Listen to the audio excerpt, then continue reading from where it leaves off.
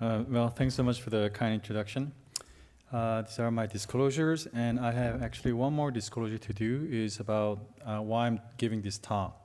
Well, I spent a bunch of my early years in outside of Korea, and I spent most of my professional career in Korea about 30 years, including all this medical school, and 13 years as an attending as HPV oncology and liver transplant. And then, as mentioned, I was transplanted to the United States, and now it's my third year in Cleveland Clinic. So I had experience both in the East and the Western system. But before I would like to talk about the Eastern perspective. There is something that I want to make sure that this is a very personal observation, of a very personal experience. I do not want to stereotype this is Asia or this is United States or Europe. So it's a very personal, and I just wanted to share some of the things that I thought that could be played better a little bit in the States. Not saying that they are not doing or they are doing it. It's something that I saw more strong in Asian culture than in the Western culture. And of course, I come from a tertiary hospital where it's a very high volume, and it's going to be very different in small hospitals or large hospitals in the United States or in any Asian countries. So just looking at the East versus West, well, just saying the good side of the East, we are very hardworking people. In the institution that I was in Samsung, 4 attending surgeons used to do like 350 liver sections and 130 liver transplant. I used to joke that in Korea, it's not 9 to 5, but it's 5 to 9. So it's the other way. It's the good thing about it is we are very productive. We do a lot of surgery, so it's very easy to get a learning curve. And we are very focused in one single specific field, which I think is good to overcome the learning curve fast. And also, we have a sort of like very hierarchical system.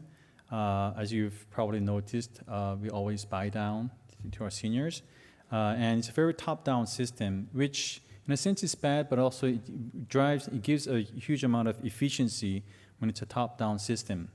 Well, the same thing actually has a bad side on it. Hardworking is actually we work a little bit too hard, and it's you get burned out, and you lack that innovation, this disruptive innovation that is necessary to go to the next level of surgery.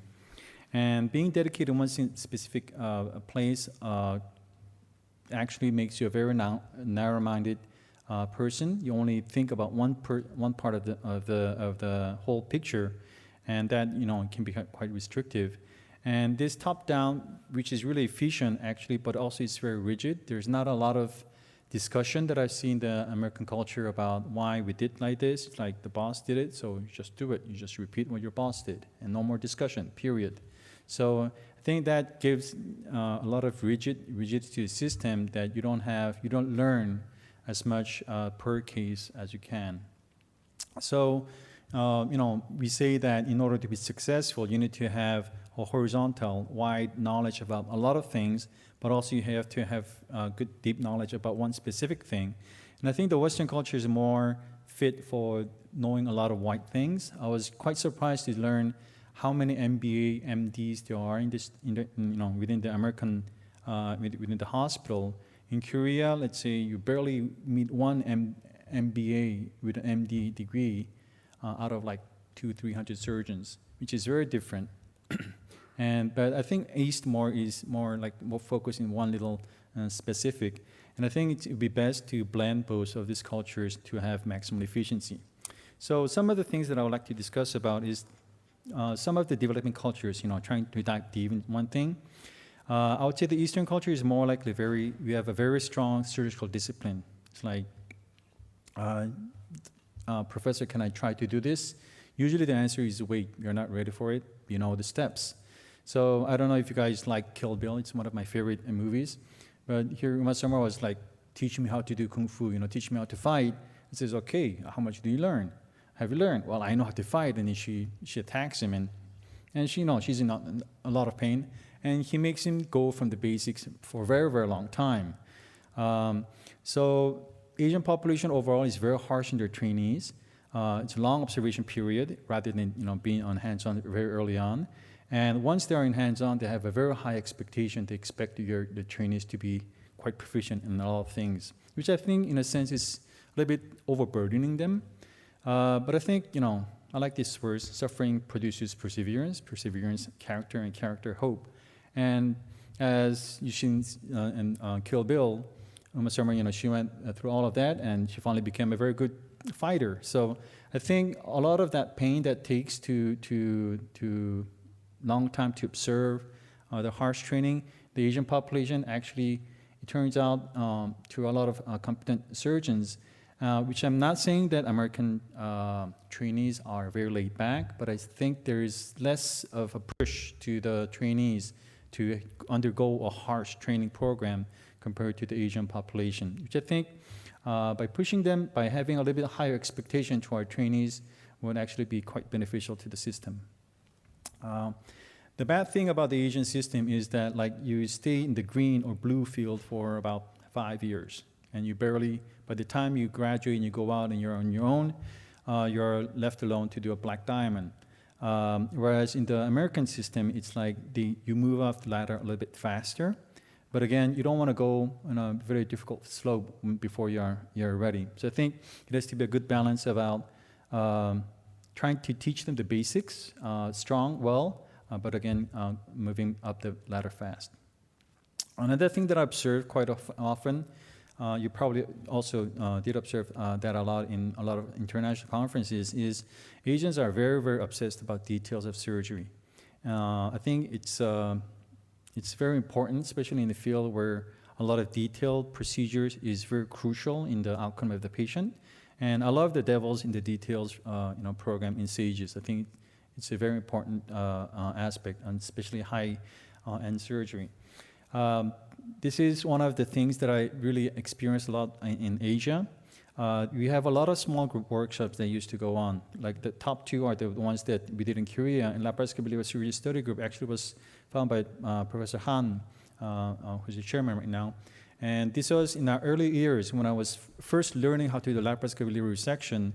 We used to gather like 2 times a year, a bunch of really enthusiastic surgeons, and share the little details. Where did you put the port? What kind of instruments to use? What kind of sutures to use? And all of those details are shared in very little details and shared among the surgeons, which I didn't find that to be very, very as widely spread within the American system. The second one is also a routine workshop. They used to go in Korea. The third and the fourth, the summer seminars in Okinawa. This is annual workshop in Japan. This was also started by Dr. Honda. And here you can see like the juniors present their videos, and they have like a group of 30 people giving feedback on the videos. You should have not, I think it would have been better to use this kind of grasp, this kind of clips, So a lot of this kind of small group workshops I found it a little bit relatively lacking within the United States system, which I think would benefit a lot if we have a little bit more of that here. Also, we do quite a bit we ask our fellows to review the videos after we do an operation, and I think this is also very critical for a fast learning curve. And also, if you look at the op records from Japan or Korea, a lot of them have drawings, and actually that's also, I think, a teaching mechanism, a good teaching tool for the residents and the fellows to learn whatever procedure they've gone through, and to reiterate whatever procedures they've learned through during that procedure. I'll just try to go briefly on the second things because I think they're a little bit less important. But I also found that within the American system, because the country is such a wide country, and therefore it's really difficult to refer patients from 5-6 hours away. Korea is a very small country and very heavily populated, and it's very hard to have numbers of cases that is necessary for you to develop a very difficult procedure. And therefore, I think it's very important that surgeons need to try to focus on specific fields they want to dive into, so that they put a lot of effort in specific areas so they can develop fast. And it needs to be, you have to try to trim off other specialties that you think is not really that necessary. Also, I found that American surgeons move institutions quite often, and which I think you need to stay at least in one position more than 5 years if you want to have that fast, the log phase of learning curve or having the case numbers to develop your career fast. So in final conclusion, I think it's very important to have, I think it's, you benefit from the American system to have a little more of that, kill bill attitude of, trying to learn from the basics, try to persevere a little bit longer. Also, try to be a little bit more, try to go into the details of every little procedure and more of it, heavily discussed with a lot of discussion. Try to not go try to not do too many things. Try to focus because you need to build up case numbers, and don't move too early.